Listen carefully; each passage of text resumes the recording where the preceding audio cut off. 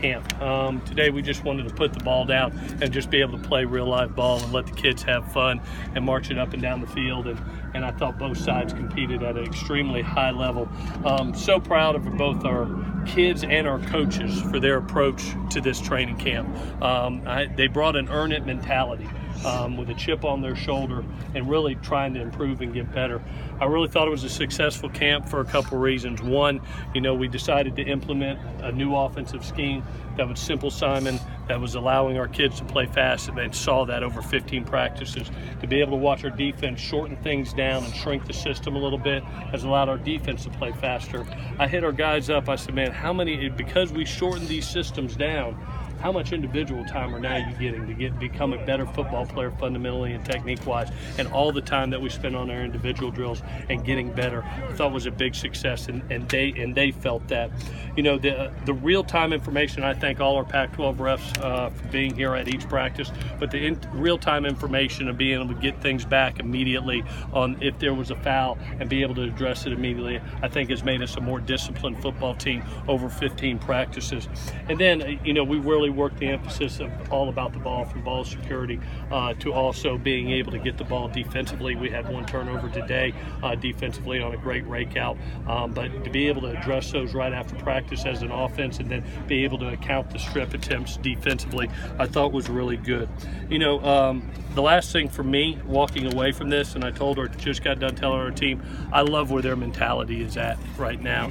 It's like the coaching staff, the players, myself, we all got chips on our shoulder, and we understand that just because you have SC on your chest doesn't mean you're going to win. You have to earn it, and you have to work and compete to earn it, and that's what they've done in this camp. Now the challenge is to carry over what we've learned in this training camp over to the summer and be able to teach 20 new kids that are coming on board with us our culture and our discipline and what we've learned in this camp. That's a huge factor in next year's team and the onboarding process. I know you're going to ask me about depth chart and QBs and all that. I'm going to sit down with our offensive defensive staffs and see if we had to play next week, where would we be? I'm going to have some honest conversations with some guys to give them real-time information. But obviously, I'm going to tell each and every person, understand, all right, it's about who can compete the best in the moment. And I'll announce the 2 deep on that Friday, and the best ones will walk out there first. But we will have some honest conversations to be able to alert guys of where they're at, where they got to get better at, and where they need to improve if we were to play next Saturday. One injury, Gino Quinones just had a simple wrist surgery. Scope should be back here in about 3 weeks. With that, I'll take any questions that you got. Will the depth chart be made available to the media? On Fridays, yeah, every Friday. Every Friday, I'll give you a depth chart. The depth chart is estimated. And I'm saying Friday before the game.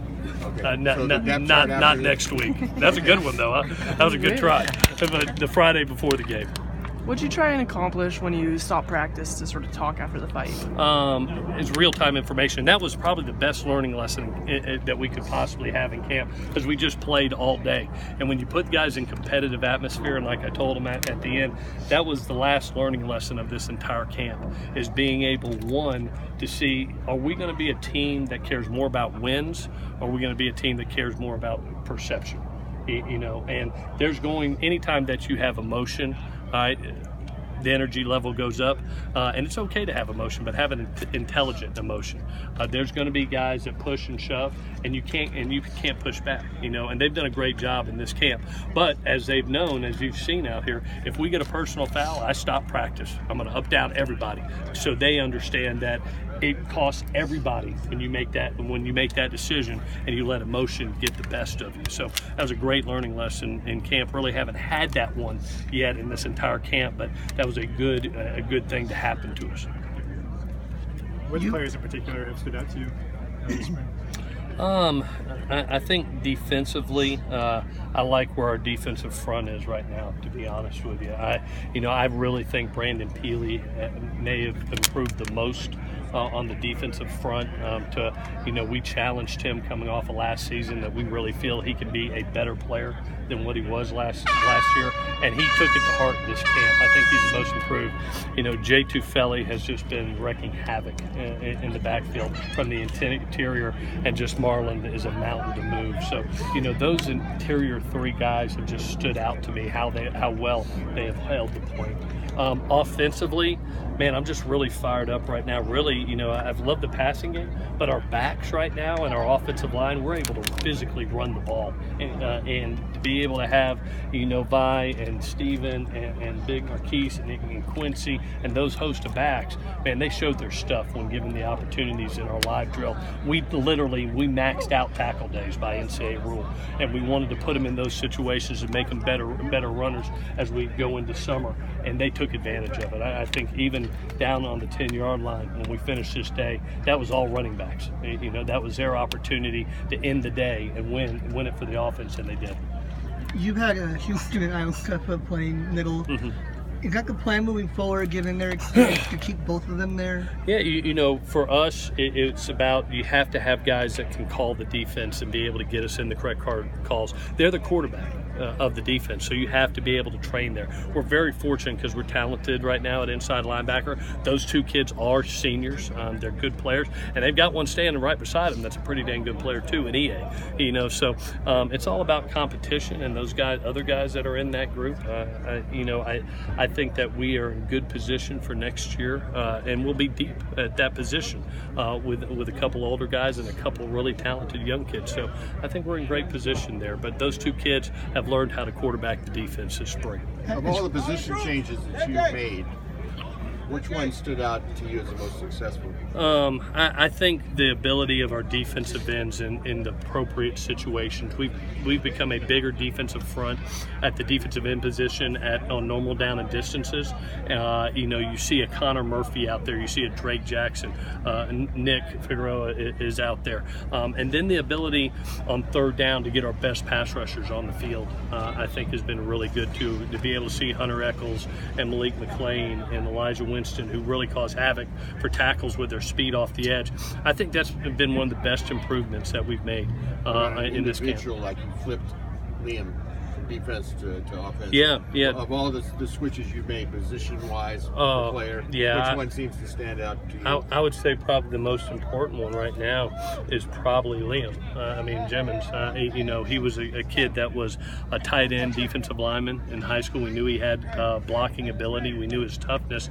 And you know he's a good athlete, having played on defense. And to be able to be at that tackle position, but you also saw him at guard. You know, I really think that two kids that have come over from that side, both Jacob Daniels and Liam Jemmons, are really going to help us next year. You're going to see them on the field contributing. As you observed Graham through this whole spring, what stood out? Anything surprised you about the way he runs things that you didn't necessarily know going in?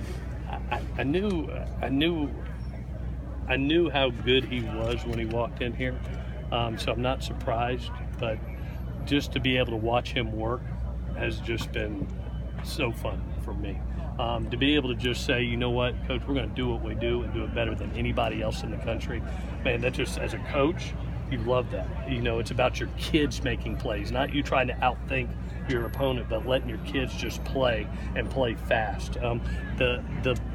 The instant belief that, you know, the kids have grown on him over 15 practices and how they have flocked to him, I think has been terrific. And then I really like during the day, you've seen him going up into the box, up on the baseball field, and literally not script but train himself in calls, whether it's down and distance. You know, nothing's really scripted in those team situations, and I think that's unbelievable because he's training himself as a play caller, and it's been really fun for me to be able to watch him do his craft. Before you saw it in action, was there any part of you that wondered how that super simplified approach would manifest? No, you always think, you know, at the University of Memphis, being the coordinator there, we were a very simple assignment.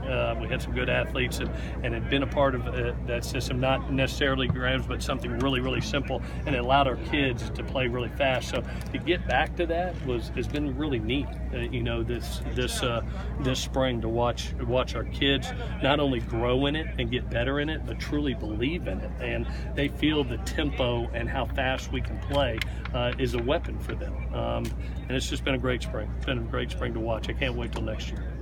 All righty, guys.